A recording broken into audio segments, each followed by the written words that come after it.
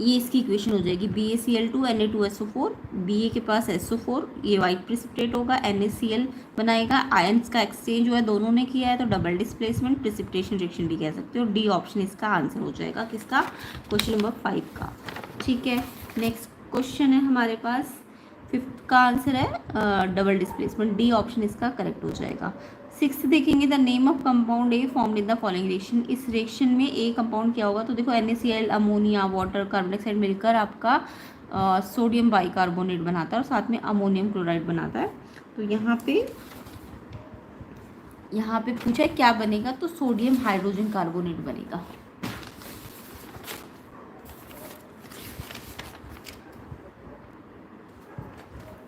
तो ये इसकी रिएक्शन होती है NaCl अमोनिया वाटर CO2, ये अमोनियम सोडियम बाइकार्बोनेट बनाता है NaHCO3, जिसको बेकिंग सोडा कहते हैं या सोडियम हाइड्रोजन कार्बोनेट कहते हैं, और साथ में ये बनेगा। तो ए तो हमारा ये है, तो यानी कि आंसर क्या होगा, सी ऑप्शन 7th का आंसर। कौन सा क्वेश्चन है ये, 6th क्वेश्चन है, 6th क्वेश्चन का आंसर सी ऑप्शन होगा, sodium hydrogen carbonate.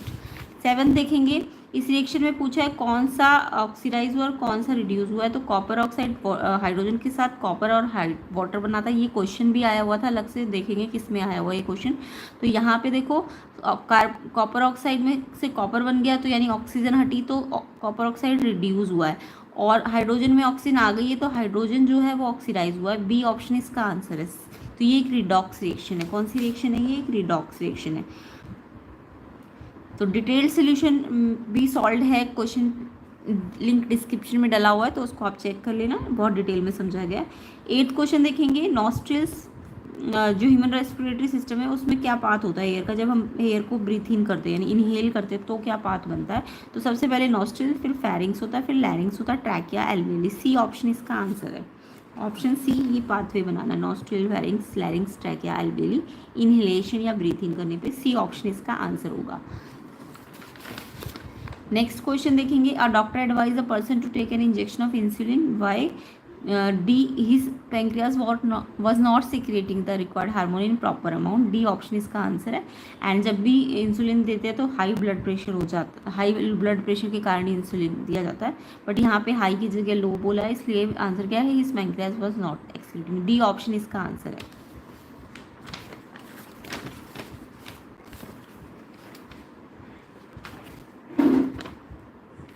Next question देखेंगे, the movement of sunflower in response to stimulus such as, तो सनफ्लावर की जो मूवमेंट होती है वो किस से होती है, उसमें क्या होता है, डे और नाइट। सी ऑप्शन इसका आंसर होगा, डे और नाइट। सी ऑप्शन आंसर है।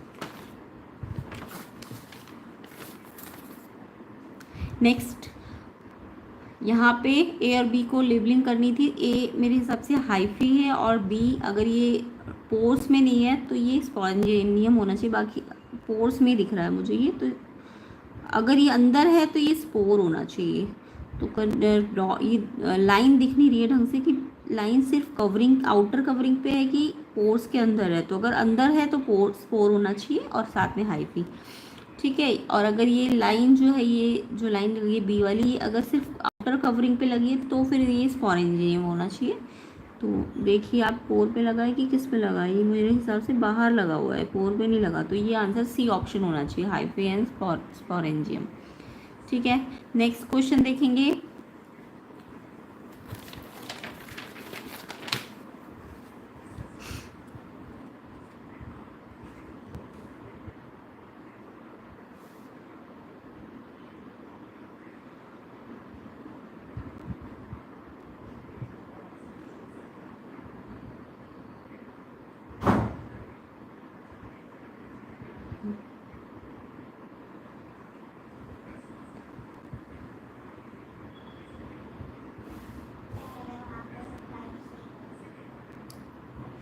नेक्स्ट क्वेश्चन देखेंगे, क्वेश्चन नंबर है हमारे पास, in plant waste product like resin and gums are stored in, कहाँ पे रेजिन और गम स्टोर होते हैं, जो वेस्ट प्रोडक्ट होते हैं वो ओल्ड जाइलम में होते हैं, ओल्ड जाइलम। बी ऑप्शन इसका आंसर हो जाएगा, old xylem. To old xylem, इसका आंसर है क्वेश्चन 12 का। नेक्स्ट क्वेश्चन देखेंगे, image form by concave mirror, focal length 50 है और मैग्नीफिकेशन -1 है। तो देखो जब भी मैग्नीफिकेशन -1 होता है इसका मतलब माइनस है तो रियल है, और 1 है तो इसका मतलब HI HO के बराबर है, यानी कि जो जितना ऑब्जेक्ट है साइज़ का उतना ही इमेज भी है। तो जब दोनों बराबर होते हैं HI HO, तो ऑब्जेक्ट कहाँ पे होता है, ऑब्जेक्ट आपका C पर होता है। कहाँ पे होता है, C पर, और इमेज का जो डिस्टेंस होता है वो भी C पर ही आता है। जब भी ये दोनों बराबर होते हैं तो C पर आता है ऑब्जेक्ट भी और इमेज भी। अब क्योंकि दोनों C पर है तो उनके बीच का डिस्टेंस तो 0 आ जाएगा ना। अगर मान लो ऑब्जेक्ट और इमेज, अगर हमसे सिर्फ ऑब्जेक्ट का डिस्टेंस बोलते तो 0 नहीं आता। फिर आपको पता है C का मतलब फोकल, C का मतलब रेडियस ऑफ कर्वेचर से होता, तब आप डबल F निकालते तब ये 100 आता। अगर क्या पूछा होता, ऑब्जेक्ट का डिस्टेंस या इमेज का डिस्टेंस, बट आपको ऑब्जेक्ट से इमेज का डिस्टेंस पूछा है इसलिए आंसर 0 आएगा, क्योंकि ऑब्जेक्ट और इमेज तो सेम ही पोजीशन पे है ना, तो 0 है। बट अगर ऑब्जेक्ट डिस्टेंस पूछते तो आंसर फिर 100 आता, ठीक है, क्योंकि ऑब्जेक्ट का डिस्टेंस तो पोल से माना जाता ना। तो यहाँ अभी फिलहाल इसका आंसर 0 है, डी ऑप्शन इसका आंसर है 0। 14 when we connect to many electrical appliances single socket में, तो उससे क्या होगा, करंट जो होता है वो बहुत बढ़ जाता है, ओवरलोडिंग हो जाती है। सी ऑप्शन इसका आंसर है, सी ऑप्शन इसका आंसर है, इंक्रीज हो जाएगा करंट, ठीक है। नेक्स्ट क्वेश्चन देखेंगे 15, consider the following statement, every step in food chain trophic level है, यस, हर एक स्टेप को ट्रॉफिक लेवल कहते हैं। फिर पहले लोअर आता है, फिर हायर, फिर सेकंड हायर, तो ट्रॉफिक लेवल कहते हैं स्टेप को, ट्रू है ये। डिकम्पोजर्स कॉम्प्लेक्स को सिंपल में बदलते हैं, ये भी ट्रू है। फूड चेन में एनर्जी लेवल बढ़ता है अगर लोअर से हायर पे जाता है, नहीं, लोअर से हायर पे एनर्जी घटती है, तो ये गलत है थर्ड वाला। फोर्थ वाला, linkage between various food chain constitute a food web, yes, food web बनती है बहुत सारी फूड चेन मिला के, तो ये ठीक है। तो फर्स्ट सेकंड और फोर्थ ठीक है, आपको करेक्ट पूछा है तो सी ऑप्शन इसका आंसर है। फर्स्ट सेकंड फोर्थ ये तीनों करेक्ट है, बाकी थर्ड वाला इनकरेक्ट है, क्योंकि एनर्जी घटती है, हाई लोअर से हायर पे एनर्जी घटती है, केमिकल कंसंट्रेशन बढ़ता है। Next question, biomagnification refer to increase in, अभी मैंने आपको बताया बायोमैग्निफिकेशन का मतलब अमाउंट ऑफ हार्मफुल केमिकल जो होते हैं ट्रॉफिक लेवल में, जैसे जैसे लोअर से हायर पे जाते हैं तो वो बढ़ते हैं। तो ये वाला इन्होंने पूछा किस में इंक्रीज होगा, तो हार्मफुल बढ़ेंगी, तो सी ऑप्शन इसका आंसर है। 16 का आंसर आपका सी ऑप्शन हो जाएगा। नेक्स्ट क्वेश्चन पे आते हैं,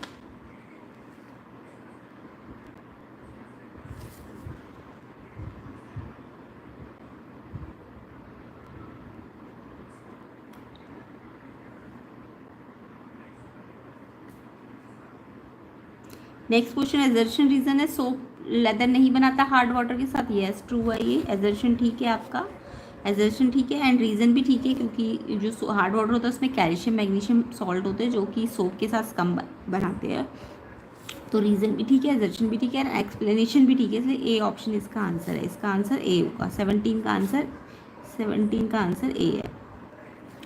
18 देखेंगे, chemical coordination seen in both plant and animal, क्या केमिकल कोऑर्डिनेशन प्लांट और एनिमल दोनों में मिलता है, यस दोनों में मिलता है, ये एजर्शन ठीक है, एंड रीज़न भी ठीक है इसका, क्योंकि प्लांट हार्मोन जो होते हैं वो डायरेक्शनल ग्रोथ को कंट्रोल करते हैं फोटोट्रॉपिज्म के थ्रू, है ना, और जबकि एनिमल जो होता है वो एक डायरेक्शन में ही ग्रोथ नहीं करते, वो अलग अलग डायरेक्शन में ग्रोथ करते हैं, ये भी ठीक है, और ये एक तरह से केमिकल कोऑर्डिनेशन का ही एग्जाम्पल्स है। तो एजर्शन रीज़न दोनों ठीक है, एक्सप्लेनेशन भी ठीक है, ए ऑप्शन इसका आंसर है।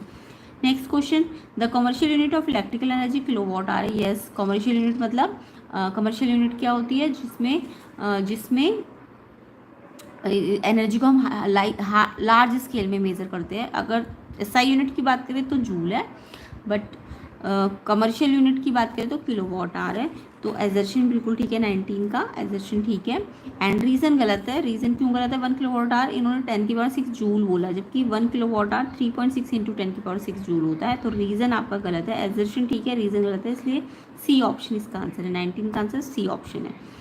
नेक्स्ट क्वेश्चन देखेंगे, ozone O3 is a molecule form by 3 atom of oxygen, yes true है, ऑक्सीजन ओजोन O3 होता है ना इसका फॉर्मूला, ओजोन का फॉर्मूला क्या होता है O3, तो ऑक्सीजन के 3 ही तो एटम है इसके अंदर, तो एजर्शन ठीक है। रीज़न कह रहा है ओजोन शील्ड मतलब प्रोटेक्शन देती है अर्थ को अल्ट्रावायलेट रेडिएशन जो सन से आती है, अल्ट्रावायलेट रेडिएशन बहुत हार्मफुल होती है, तो अगर वो डायरेक्ट आएगी अर्थ में तो skin cancer, plant disease, plant खराब हो जाएंगे, तो इसलिए ओजोन क्या करती है, प्रोटेक्शन देती है अर्थ को, तो ये रीज़न भी आपका ठीक है, एजर्शन भी ठीक है, बट एक्सप्लेनेशन वाइज ये ठीक नहीं, क्योंकि 3 एटम है, इसका कोई एक्सप्लेनेशन ये वाला तो नहीं है, तो एजर्शन रीज़न सिर्फ ठीक है, एक्सप्लेनेशन ठीक नहीं है, बी ऑप्शन इसका आंसर है। 20 का आंसर बी ऑप्शन है। तो डिटेल सोल्यूशन चाहते हो इनका तो आप इस लिंक डिस्क्रिप्शन में डाला हुआ है, उसमें आप चेक कर सकते हो। अभी हम इसके सेक्शन बी सी डी को करेंगे। तो चलिए स्टार्ट करते हैं सेक्शन बी। तो सेक्शन बी में 21st क्वेश्चन पूछा डक्टिलिटी और मैलेबिलिटी। सिंपल सा क्वेश्चन था, ये सबको ही आता होगा। डक्टिलिटी प्रॉपर्टी है मेटल की जिसमें वो कन्वर्ट हो सकती है।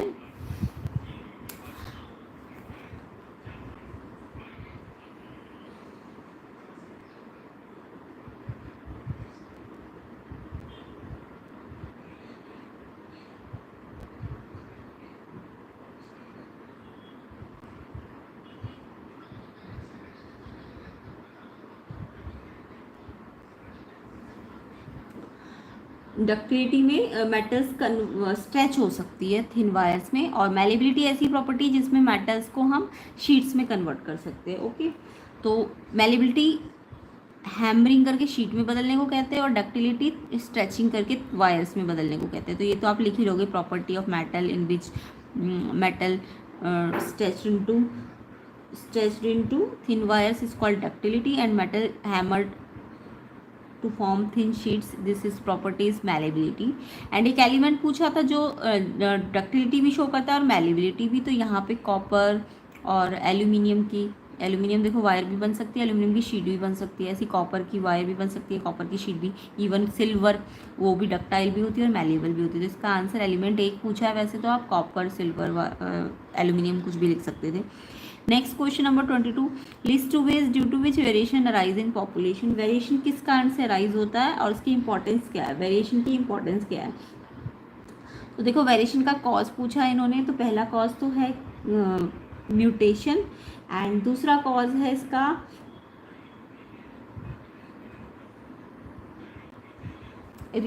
दूसरा कॉज है आपका एक तो वेरिएशन रिप्रोडक्शन से भी हो सकता है और म्यूटेशन से भी हो सकता है। ठीक है, तो दो कॉजेज पूछे थे। तो म्यूटेशन आपका पॉल्यूटेंट रेडियो एक्टिव सब्सटेंसेस से भी हो सकता है, जीन वेरिएशंस के कारण भी हो सकता है। ओके, तो ये इसके दो तरीके वेरिएशन आने के, एक तो म्यूटेशन और एक रिप्रोडक्शन, सेक्सुअल रिप्रोडक्शन। नेक्स्ट है state the importance of variation. Variation की इंपॉर्टेंस क्या होती है। तो वेरिएशन जो होता है फ्लेक्सिबिलिटी परमिट करता है, ठीक है, सर्वाइवल करवाता है पॉपुलेशन को।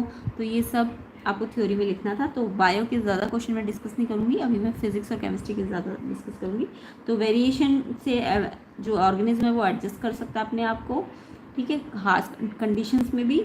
और दूसरा वेरिएशन जो होता है वो न्यू स्पीसीज के डेवलपमेंट में क्या करता है, उसको लेड करता है ताकि वो फिट हो जाए हार्श एनवायरनमेंट में भी। ठीक है, तो ये इसका आंसर था। नेक्स्ट क्वेश्चन सिंपल सा था, एक्स क्या है और वाई क्या है। यहाँ पे ये जो डायग्राम है ये आपका रिफ्लेक्स आर्क का डायग्राम था, रिफ्लेक्स आर्क का। अब इसमें एक्स जो है वो सेंसरी न्यूरॉन है, ये ऊपर की तरफ जो जा रहा है ना, ऊपर की तरफ मूवमेंट है, वो सेंसरी न्यूरॉन है। तो एक्स यहाँ पे सेंसरी न्यूरॉन है और जो वाई नीचे की तरफ जा रहा है, ये नीचे की तरफ है ना एरो, देखो एरो नीचे की तरफ है, तो वाई जो है वो आपका मोटर न्यूरॉन है।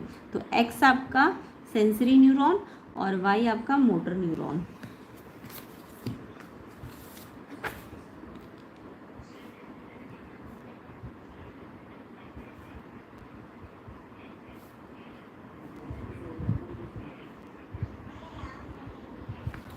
ठीक है, तो एक्स सेंसरी न्यूरॉन, ऊपर की तरफ अगर एरो है और नीचे की तरफ है तो मोटर न्यूरॉन।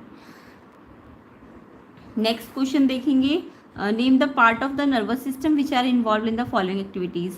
तो नर्वस सिस्टम के अंदर आपको पता है एक सेरेब्रम होता है, एक हिंड ब्रेन होता है, उस हिंड ब्रेन के अंदर ये सारी चीज़ें होती है। उसके अलावा फोर ब्रेन होता है ना। तो यहाँ पे पूछा कौन सा पार्ट नर्वस सिस्टम का इन चीज़ों में यूज़ हो रहा है।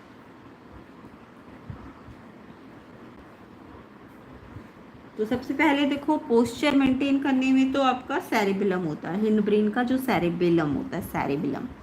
फर्स्ट का आंसर क्या है, सेरेबेलम। क्वेश्चन 24 का आंसर फर्स्ट का, पोस्चर में कौन सा वाला यूज हो रहा है, सेरेबेलम। और ये किस में होता है, हिंड ब्रेन में। सेरेबेलम किस में होता है, हिंड ब्रेन में। दूसरा आपको पूछा है दूसरा पूछा सलाइवेशन में क्या यूज होता है, तो सलाइवेशन में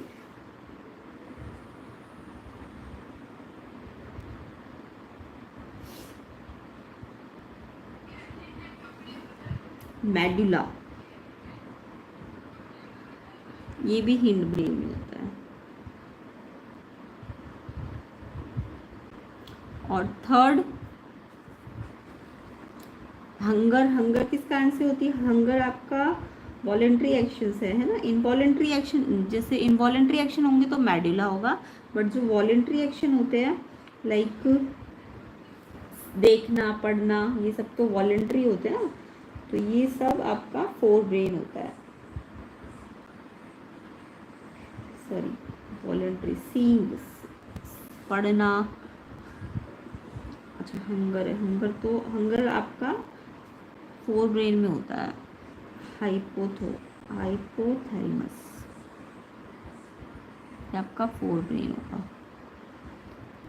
और फोर्थ है आंसरिंग अ क्वेश्चन, तो यहाँ पे मेमोरी वगैरह के लिए क्या होता है, सेरेब्रम, सेरेब्रम मेमोरी रिकॉग्नाइज करने के लिए, देखने के लिए, कम्युनिकेशन करने के लिए सेरेब्रम, ये भी फोर ब्रेन में होता है, ठीक है।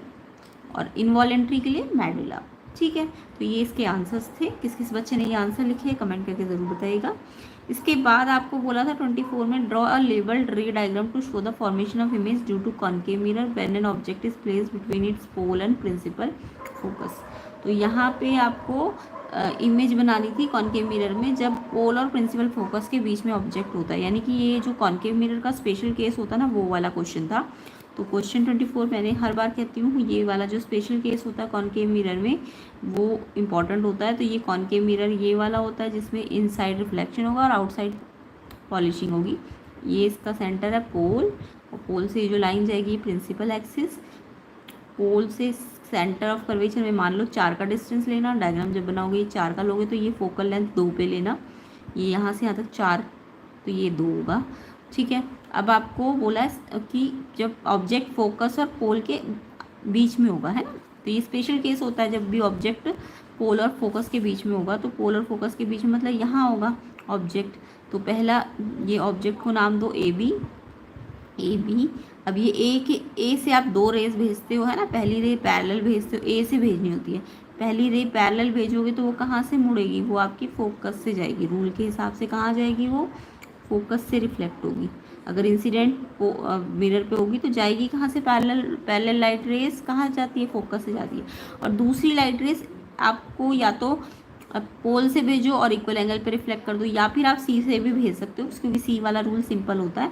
तो सी से भेजना, लेकिन होते हुए कहाँ से जाएगी, ए से। तो स्केल को ऐसे एडजस्ट करना सी और ए एक साथ आ जाए, तो ऐसे पहले एडजस्ट कर लेना। अब सी से ए में जब पहले मिरर से इंसिडेंट होगी, अब जैसे जहाँ पे इंसिडेंट होती है वहीं से क्या हो जाती है, वो रिफ्लेक्ट भी तो हो जाती है। सी वाला केस यही तो होता है, सी से भेजना बट ए से होते हुए जानी चाहिए, और सी से ए से लाइन मिरर पे इंसिडेंट होगी और वही लाइन वापस आएगी। अब ये लाइन जब वापस यहाँ आएगी तो ये रिफ्लेक्टेड रे और दूसरी वाली रिफ्लेक्टेड रे ये थी, तो यहाँ पे ये डाइवर्स हो रही है। तो ये आती हुई कहाँ से दिखती है, जब आप आई को यहाँ देखते हो तो ये हमें यहाँ से इसको पीछे से बढ़ाना पड़ता है ऐसे करके, तो दोनों लाइन को इतना बढ़ाना कि इंटरसेक्ट कर जाए, तो यहाँ पे आपका ऑब्जेक्ट आ जाता है ए डैश बी डैश, ठीक है। तो ये ऐसा डायग्राम होता है, ये स्पेशल केस होता है, इंपॉर्टेंट होता है, मैंने हर बार कहा है। तो इसका आपको डायग्राम बनाना था, रे डायग्राम, ठीक है।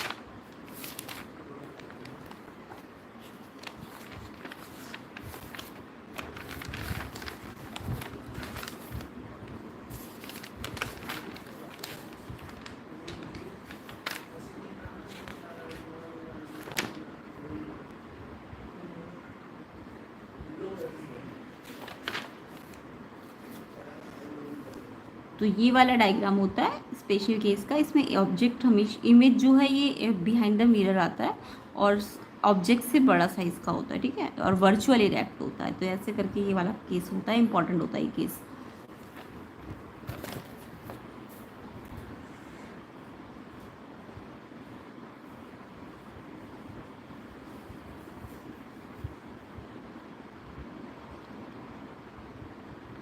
चलिए नेक्स्ट क्वेश्चन नंबर 25 देखेंगे।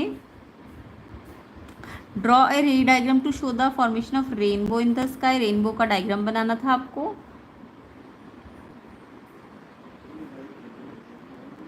और उसके बाद आपको उसमें 3 पॉइंट मार्क करने, ए बी सी। ए जहाँ पे डिस्पर्शन होगा, बी जहाँ पे इंटरनल रिफ्लेक्शन होगा, और सी जहाँ पे रिफ्रैक्शन होगा। तो आपको पता है रेनबो में 3 फिनोमिना होते हैं।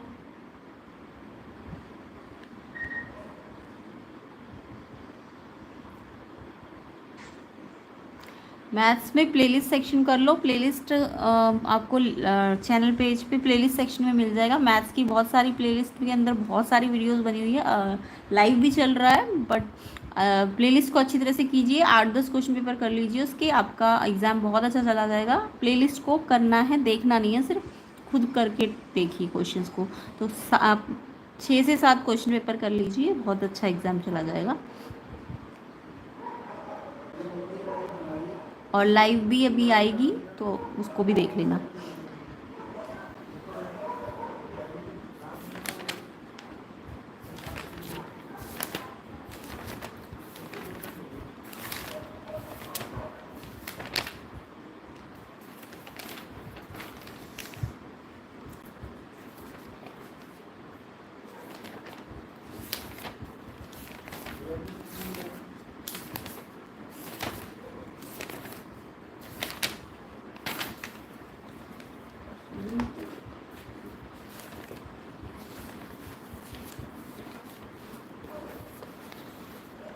तो देखिए ये रेनबो का डायग्राम होता है। रेनबो में क्या होता है, सन से लाइट, वाइट लाइट इस ड्रॉप्स पे पड़ती है।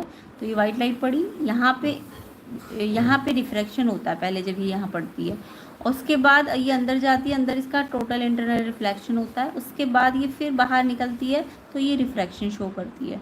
और अंदर क्या हो रहा होता है, जब ये अंदर चली जाती है तो ये डिस्पर्शन शो कर रही होती है। तो ऐसे करके आपको इनको मार्क करना था। सबसे पहले आपको ए मार्क करना था, डिस्पर्शन हो रहा है तो डिस्पर्शन तो यहाँ हो रहा है तो ए इसको मार्क करना था। डिस्पर्शन तो अंदर हो रहा है ना, तो इसे ए मार्क करना था। उसके बाद आपको बी में इंटरनल रिफ्लेक्शन दिखाना था, तो ये सी पॉइंट ना लिख के बी लिखना था आपको। यहाँ पे इंटरनल रिफ्लेक्शन हो रहा है, ये बी पॉइंट है। उसके बाद आपको बोला था सी कहाँ होना चाहिए, फिर रिफ्रैक्शन ऑफ डिस्पर्स लाइट। तो रिफ्रैक्शन कहाँ कहाँ हो रहा है, एक तो यहाँ जब ये अंदर जा रही थी, यानी इसको सी मानना है, बी नहीं मानना। और एक यहाँ भी हो रहा था, यहाँ भी रिफ्रैक्शन हो रहा था बाहर जब निकल रही थी, जब यहाँ पे टकराई थी, है ना, तो यहाँ भी सी लिख सकते थे आप। तो डिस्पर्शन अंदर होता है, इंटरनल रिफ्रैक्शन जब टकराने के बाद वापस जाती है, तो यहाँ पे टोटल इंटरनल रिफ्रैक्शन होता है। इसे बी देना था ना, इसे ए देना था। और जब अंदर एंटर करती है तो सी रिफ्रैक्शन होता है जब इंसिडेंट होती है ना। तो ये आपको ऐसे करके पहले डायग्राम बनाना था, फिर ABC मार्क करना था। नेक्स्ट क्वेश्चन देखेंगे। इसका चॉइस वाला क्वेश्चन था 25 का। Name the muscle present in the human eye which enable it to focus on object at varied distances, explain how it happens. तो मसल्स, जो मसल का नाम पूछा था जिससे ह्यूमन आई क्या करती है, अब कभी दूर का फोकस करती है, कभी पास का फोकस करती है। तो उन मसल्स को सिलियरी मसल्स कहते हैं। क्या कहते हैं, सिलियरी मसल्स।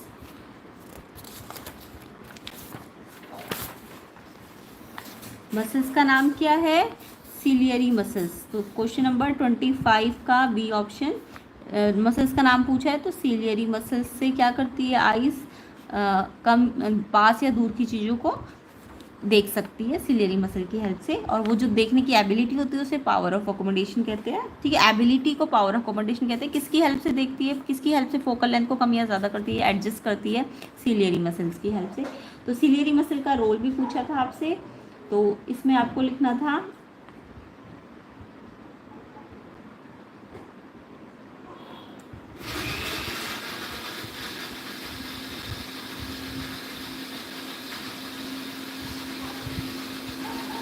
यहाँ पे आपको लिखना था तो एबिलिटी ऑफ आइलैंड्स को तो आप क्या कहते हो, एबिलिटी ऑफ आइलैंड्स को तो अकोमोडेशन कहते हो। लिखना आपको यहाँ से था, when the ciliary muscle relax होती है तो लेंस थिन हो जाता है और फोकल लेंथ बढ़ जाती है और इससे आप दूर की चीज़ें देख पाते हो। और जब आप पास का देखना होता है तो सिलियरी मसल कॉन्ट्रैक्ट हो जाती है, और कॉन्ट्रैक्ट हो जाती है तो इससे क्या होता है, कर्वेचर ऑफ आइलैंड्स बढ़ता है, जिससे आइलैंड्स थिकर हो जाता है और थिकर होने से फोकल लेंथ कम हो जाती है और इससे आप पास की चीज़ों को देख पाते हो। तो ये सब आपको लिखना था कि सिलियरी मसल वर्क कैसे करती है। Next question, a vegetarian food habit help in getting more energy. जो वेजिटेरियन फूड हैबिट होती है वो ज़्यादा एनर्जी देने में हेल्प करती है। यस, आपने पढ़ा है फूड चेन में क्या होता है, जो प्राइमरी ट्रॉफिक लेवल होते हैं उसको ज़्यादा एनर्जी मिलती है और सेकेंडरी वालों को एनर्जी कम मिलती है। तो when energy travel lower trophic level to higher, then energy क्या हो जाती है, डिक्रीज हो जाती है। हैंस वेजिटेरियन जो होती है वो ज़्यादा एनर्जी होती है और जो नॉन वेजिटेरियन होते हैं उनको कम एनर्जी मिलती है। तो ये सब आपको लिखना था। सेक्शन सी को देखते हैं। सेक्शन सी है, right a chemical equation for the reaction in which change in colour is observe when a metal is kept immersed in a salt solution of another metal. तो एक chemical equation बनानी है जहाँ पे change in colour को show करना है। Metal को आपने एक सॉल्ट सॉल्यूशन ऑफ दूसरे मेटल के सॉल्ट सॉल्यूशन में डालना है। तो देखो यहाँ पे दूसरे मेटल की सॉल्ट सॉल्यूशन में डालना है मेटल को, तो यहाँ डिस्प्लेसमेंट रिएक्शन होगा। तो डिस्प्लेसमेंट रिएक्शन आप किसी का भी दिखा दो, एक मेटल को तो उसके आयन के साथ दिखा दो और एक मेटल को अलग से दिखा दो सिंगल। तो मेटल को हमने किस में डाला, एक दूसरी मेटल के सोल्यूशन में।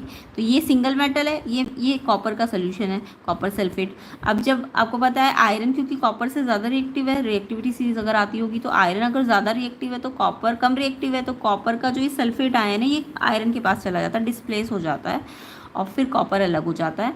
ठीक है, तो कॉपर सल्फेट ब्लू कलर का था पहले, आयरन सल्फेट बना तो वो ग्रीन कलर का हो गया, और आयरन पहले ग्रे था बाद में कैसा हो गया, ग्रीन कलर, और कॉपर ब्लू से कैसा हो गया, रेड ब्राउन हो गया। तो ऐसे कलर करके कलर वगैरह आपको दिखाने थे। तो डिस्प्लेसमेंट रिएक्शन एक्चुअल में आपको दिखाना था। यहाँ पे कौन सा रिएक्शन दिखाना था, डिस्प्लेसमेंट। अब ज़रूरी नहीं यही वाला, कोई और भी दिखा सकते थे, डिस्प्लेसमेंट रिएक्शन शो करना है। ठीक है, नेक्स्ट क्वेश्चन देखेंगे इसका B part. When hydrogen gas pass over heated copper oxide, copper and steamer form. देखो ये क्वेश्चन मैंने अभी पीछे आपको MCQ वाले क्वेश्चन में बोला था कि क्वेश्चन आया हुआ है और मतलब वो क्वेश्चन का इक्वेशन बना हुआ है और क्वेश्चन भी इसी में से आ गया। देखो तो यहाँ पे आपको ये इक्वेशन था ना, कॉपर ऑक्साइड हाइड्रोजन के साथ क्या बना रहा था, कॉपर और वाटर बना रहा था। इस क्वेश्चन में ये रिएक्शन तो लिखना ही लिखना था, बट इसके साथ साथ इन्होंने बोला था इसके ना बैलेंस केमिकल इक्वेशन बनाने के बाद फिजिकल स्टेट्स भी दिखानी थी। तो ये पहले तो बैलेंस है ही, कॉपर एक है, कॉपर एक है, ऑक्सीजन एक है, ऑक्सीजन एक है, हाइड्रोजन दो है, हाइड्रोजन दो है, ऑलरेडी बैलेंस्ड है। जस्ट आपको ये फिजिकल स्टेट दिखानी। कॉपर ऑक्साइड सॉलिड होता है, हाइड्रोजन गैस होती है, कॉपर सॉलिड होता है, और वाटर कैसा है, आपको स्टीम बोला है ना, तो स्टीम बोला है तो गैसियस फॉर्म लिखनी है। तो ये इसकी फिजिकल स्टेट है। और ये कौन सा रिएक्शन है, यहाँ पे देखो ऑक्सीजन पहले यहाँ से गई है और हाइड्रोजन में आई है, तो ये ऑक्सीडेशन भी हुआ, रिडक्शन भी हुआ है, तो ये एक रिडॉक्स रिएक्शन है। क्या है ये, एक रिडॉक्स रिएक्शन है। तो सिंपल सा क्वेश्चन था, बल्कि MCQ में ये रिएक्शन था भी दिया हुआ और आपको पता भी था ऑक्सीडाइज और रिडक्शन वाले टॉपिक में आया था, वो रिडॉक्स रिएक्शन है। ठीक है, नेक्स्ट क्वेश्चन देखेंगे। What is mean by pH of a solution? The pH of rainwater collected from two cities A and B 6.1 5.3. The water of which city is more acidic? तो यहाँ पे एक छोटा सा आपको pH के बारे में पता होना चाहिए। पहले तो pH की डेफिनेशन ही लिखनी थी। pH एक नंबर होता है जो बताता है एसिडिक स्ट्रेंथ या फिर H+ आयन का कंसनट्रेशन। ये सिंबल कंसनट्रेशन का होता है। तो H+ आयन का कंसनट्रेशन या फिर एसिडिक स्ट्रेंथ किसमें, सोल्यूशन के अंदर। तो pH एक नंबर है। ठीक है, अब pH नंबर एसिडिक स्ट्रेंथ के इन्वर्सली प्रोपोर्शनेट होता है या फिर हाइड्रोजन आयन के कंसंट्रेशन के इन्वर्सली प्रोपोर्शनेट होता है। लेकिन pH जो है OH- यानी बेसिक स्ट्रेंथ के डायरेक्टली प्रोपोर्शनेट होता है, ये याद रखना।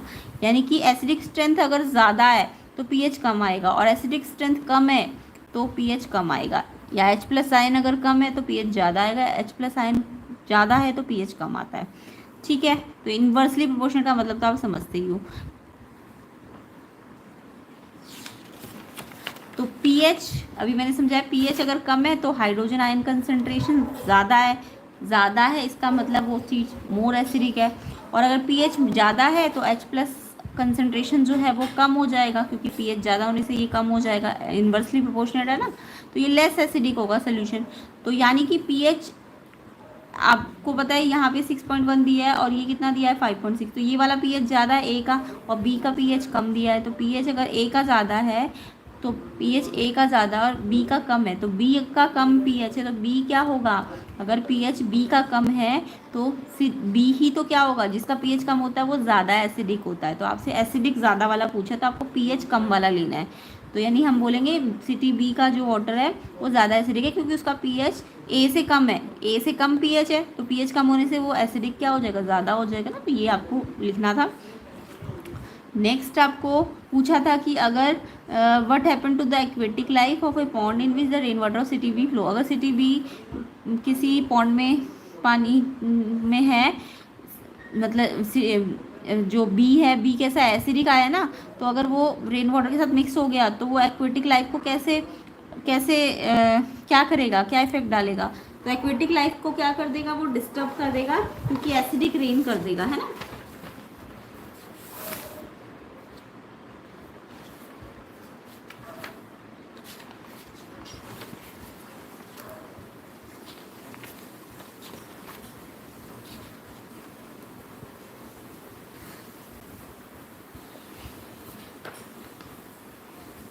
तो यहाँ पे आपको ये लिखना था टू मच एसिड रेन होगी अगर सिटी बी की, तो पीएच ऑफ लेक वाटर क्या हो जाएगा, वो पीएच ऑफ लेक वाटर या रिवर वाटर इतना हो जाएगा कि वो बहुत ज़्यादा एसिडिक हो जाएगा, जिससे सर्वाइवल ऑफ एक्वेटिक जो लाइफ है वो डिफ़िकल्ट हो जाएगा।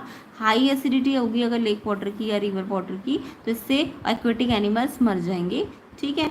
तो अगर हमें उसे बचाना है तो हमें कैल्शियम कार्बोनेट मिलाना पड़ेगा ताकि उसे न्यूट्रलाइज कर दे। बट आपको जस्ट ये पूछा था क्या होगा, तो वो उससे एक्वेटिक एनिमल्स मर जाएंगे, उनका सर्वाइवल बहुत मुश्किल हो जाएगा क्योंकि ज़्यादा एसिडिक कर देगा वो लेक को, है ना। तो उससे वो सर्वाइव नहीं कर पाएंगे। तो ये आपको लिखना था यहाँ पे। नेक्स्ट क्वेश्चन भी 28 का चॉइस वाला क्वेश्चन था। आइडेंटिफाई करना है acid and base from which the following salt are obtained. तो यहाँ पे आपको ध्यान देने वाली बात है, सॉल्ट गिवन है और आपको पूछा ये किस एसिड और बेस से बनते हैं। तो ये मैंने प्लेलिस्ट में बहुत डिटेल में समझाए हुए थे, जिन जिन बच्चों ने प्लेलिस्ट की वीडियोस देखी थी उनको ये अच्छी तरह से आता होगा कि कैसे सॉल्ट से हम एसिड और बेस को अलग कर सकते हैं। तो देखो सॉल्ट दिया है सोडियम क्लोराइड, इसका सिंबल कैसे बनेगा NaCl। देखो Na का वैलेंसी भी एक है, Cl का भी एक है, तो इसका ये फॉर्मूला होता है NaCl।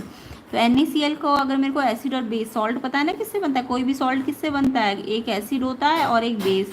एसिड और बेस को जब मिलाते हैं तो सॉल्ट बनता है और साथ में वाटर बनता है ना, ये तो सबको पता है, न्यूट्रलाइजेशन रिएक्शन होता है।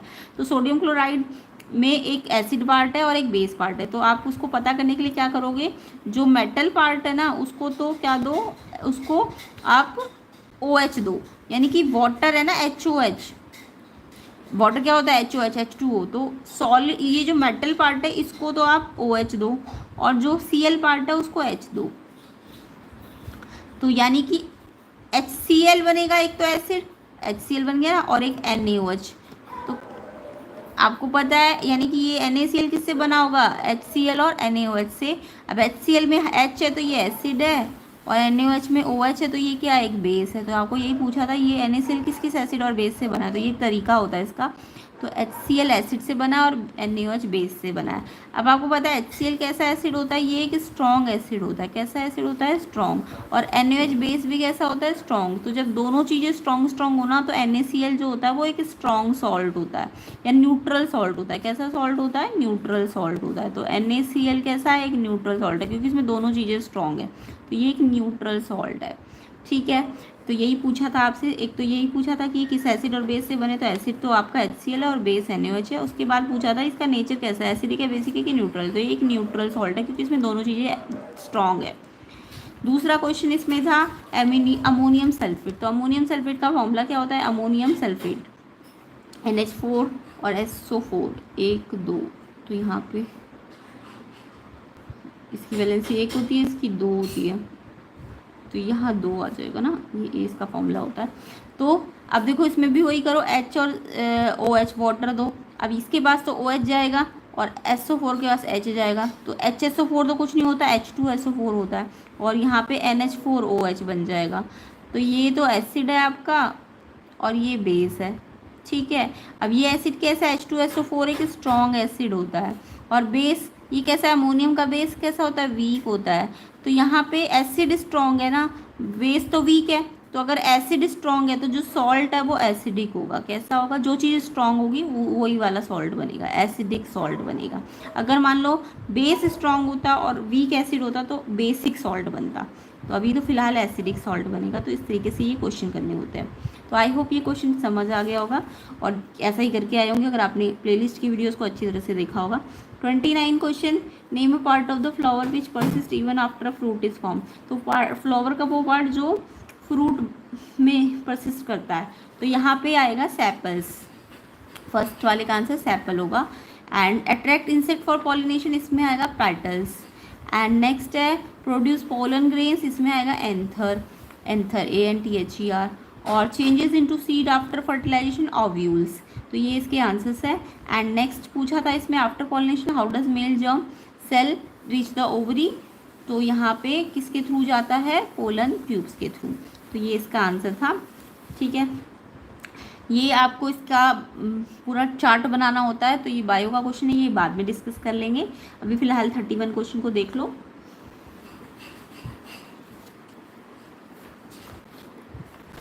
तो देखो यहाँ पे आपका ये आपका क्या है, सर्किट डायग्राम बना हुआ है। सर्किट डायग्राम में ये 2 ओम का रजिस्टर है, 4 ओम का और 6 ओम का है। 6 वोल्ट की बैटरी है, पूरे को दी गई है। और ये वोल्ट मीटर सिर्फ 4 ओम के साथ लगाया गया है और साथ में एमीमीटर तो तीनों के साथ लगा हुआ है ना। तो आपको पहले तो टोटल रेजिस्टेंस निकालना है, फिर एमीमीटर की रीडिंग निकालनी है, देन आपको यहाँ पे रीडिंग ऑफ वोल्ट मीटर भी निकालनी है। तो सब सिंपल सा क्वेश्चन था। सारे रजिस्टर कैसे लगे हुए हैं, सीरीज़ में लगे हुए ना। तो जब भी सारे रजिस्टर्स आपके सीरीज़ में लगे होते हैं तो सीरीज़ कॉम्बिनेशन में क्या करते हैं हम, टोटल रेजिस्टेंस कैसे निकालते हैं, टोटल रेजिस्टेंस हम तीनों को प्लस करके निकाल लेते हैं। तो ये सिंपल सा, तीनों सीरीज़ में है तो तीनों को प्लस कर लो। तो 2 4 6 12 आ जाएगा, यानी टोटल रेजिस्टेंस कितना आ गया, 12 आ गया। ये तो पहला वाला तो बहुत सिंपल क्वेश्चन था। दूसरा आपको पूछा था रीडिंग ऑफ एमीमीटर। एमीमीटर इन तीनों के साथ सीरीज में लगा हुआ है ना। तो एमीमीटर, अच्छा ये भी याद रखा करो, सीरीज कॉम्बिनेशन है तो करंट तो सेम रहेगा। पूरे जितना पूरे सर्किट को करंट मिलेगा वो सबको अलग अलग भी उतना ही मिलता है। ठीक है, तो पूरे सर्किट का अगर आप करंट निकालोगे तो 2 को भी उतना ही मिलेगा, 4 को भी उतना ही मिलेगा, 6 को भी उतना ही मिलेगा। तो करंट सेम रहेगा, लेकिन पोटेंशियल डिफरेंस जो होगा, वोल्टेज यानी कि वोल्टेज जो होगी वो सबको अलग अलग मिलेगी, क्योंकि सीरीज़ में वोल्टेज अलग अलग मिलती है। तो अगर टोटल वोल्टेज 6 है तो ये 6 वोल्टेज इसको भी इसको जितनी जितनी मिलेगी उनका टोटल 6 आना चाहिए, यानी सबको अलग अलग मिलेगी, क्योंकि सारे की वैल्यू अलग अलग है ना। तो सीरीज़ में वोल्टेज अलग होती है बट करंट सेम होता है। तो करंट आप टोटल सर्किट का निकाल लो, टोटल सर्किट का आई निकालोगे तो V = IR, ओम्स लॉ। तो आई क्या होता है, V/R है ना। आई कैसे निकलेगा, V/R। अगर टोटल करंट निकाल लो तो V भी टोटल लो और R भी टोटल लो। तो V टोटल आपको दे ही रखी थी क्वेश्चन में, इन सबकी कितनी थी, 6 वोल्ट। तो 6 वोल्ट और R टोटल हमने निकाला तो 12 आया। तो ये करंट कितना आएगा, टोटल करंट 1/2 एम्पियर। अब टोटल करंट 1/2 एम्पियर है ना, तो ये पहले रजिस्टर को भी इतना ही मिलेगा, I1 को भी 1/2 ही मिलेगा, I2 वाले को भी 1/2 ही मिलेगा और I3 वाले को भी 1/2 ही मिलेगा। तो अगर I1 I2 I3 में से कोई भी निकालना होता तो आपको 1/2 ही रखना होता, जो टोटल आया वही। बट जो आपको रीडिंग ऑफ वोल्ट मीटर बोलिए, अब देखो वोल्ट मीटर सिर्फ 4 ओम के साथ लगा हुआ है ना, 4 ओम के साथ ही तो वोल्ट मीटर है। तो हमें 4 ओम के लिए वोल्टेज निकालनी है एक तरह से। वोल्ट मीटर की रीडिंग मतलब वोल्ट मीटर किसके साथ लगा है, 4 ओम के साथ लगा है। तो 4 ओम के लिए आपको वोल्टेज निकालनी है। टोटल वोल्टेज तो पता है 6, बट 4 ओम के लिए अलग से निकालनी है, क्योंकि हमें पता है कि वोल्टेज तो सबके लिए अलग अलग आ रही होगी। V1 अलग आ रहा होगा, V2 अलग आ रहा होगा, V3 अलग आ रहा होगा। तो हमको सेकेंड वाले के लिए निकालना है। तो सेकंड वाले के लिए निकालना है तो V = IR। अब सेकंड वाले के लिए निकालना है तो R कौन सा वाला लोगे, सेकंड वाला लोगे। बट I तो सबके लिए सेम है, जो I चाहे V2 लेना है तो I2 और R2 low. But I1 I2 R2 ये तो सब I1 I2 I3 तो सबका सेम है ना। वो कितना आया, 1/2। बट R2 कितना है, 4, क्योंकि सेकंड वाला सेकंड के साथ से ये R1 है, ये R2 है, R3 तो R2 के साथ वोल्टेज है ना। तो V2 निकालना है तो I2 × R2, I2 तो 1/2 ही आया है, बट रेजिस्टेंस उसका अलग है। तो 2 वोल्ट रीडिंग, वोल्ट मीटर की रीडिंग आ जाएगी। वोल्ट मीटर आपको देखना था किसके साथ लगा हुआ है। अगर इसके साथ लगा होता, मान लो इसके साथ लगा होता तो मेरे को V1 निकालना होता। तब वोल्ट मीटर की रीडिंग क्या होती, I1 R1। तो I1 तो सबके लिए सेम है, 1/2, क्योंकि टोटल I निकाल लिया मैंने, उतना ही सबके लिए आएगा। R1 2 होता तो ये कितना आ जाता, 1। ऐसी 6 वाले के लिए निकालना होता तो हाफ इंटू 6 यानी 3 आ जाता। तो आई होप क्वेश्चन समझ आ गया होगा। जिसके साथ वोल्ट मीटर लगा हो उसी का वोल्टेज निकालनी है यानी कि। तो इस तरीके से ये क्वेश्चन करना था। आई होप क्वेश्चंस आपको समझ आ गए होंगे। अब नेक्स्ट पार्ट में हम क्या करेंगे, सेक्शन डी ई को कंप्लीट करेंगे। तो सेक्शन सी हमने ऑलमोस्ट कंप्लीट कर लिया है। सेक्शन डी और ई को हम नेक्स्ट पार्ट में कवर करेंगे। वीडियो को ज़्यादा से ज़्यादा शेयर कर देना एंड चैनल को सब्सक्राइब कर देना। अगर चैनल में नए हो अपने फ्रेंड्स को शेयर कर देना। लाइक कम से कम 500 दीजिए ताकि मैं सेक्शन डी ई और बाकी के सेट भी जल्दी जल्दी बना सकूँ। तो ज़्यादा से ज़्यादा वीडियो को शेयर भी कीजिए एंड लाइक भी कीजिए। मैथ्स की कल सबसे पहले आपको मैथ्स के सोल्यूशन मिल जाएंगे। अगर बच्चों मैथ्स का क्वेश्चन, अगर मैथ्स का पेपर आपका कल है तो उसका सबसे पहले सोल्यूशन आपको चैनल में मिल जाएगा। मैथ्स की प्रिपरेशन आप कर सकते हैं, प्लेलिस्ट चेक कर लेना। लाइव भी ली जाएगी और ली भी गई है, तो आप उसे अच्छी तरह से प्रैक्टिस कीजिए मैथ्स को भी, अगर मैथ्स का पेपर देना है आपको। एंड ये इसका जो डी ई सेक्शन है अदर साइड से हम नेक्स्ट पार्ट में कवर करेंगे। वीडियो को ज़्यादा से ज़्यादा शेयर कीजिए एंड चैनल को सब्सक्राइब कर लीजिए।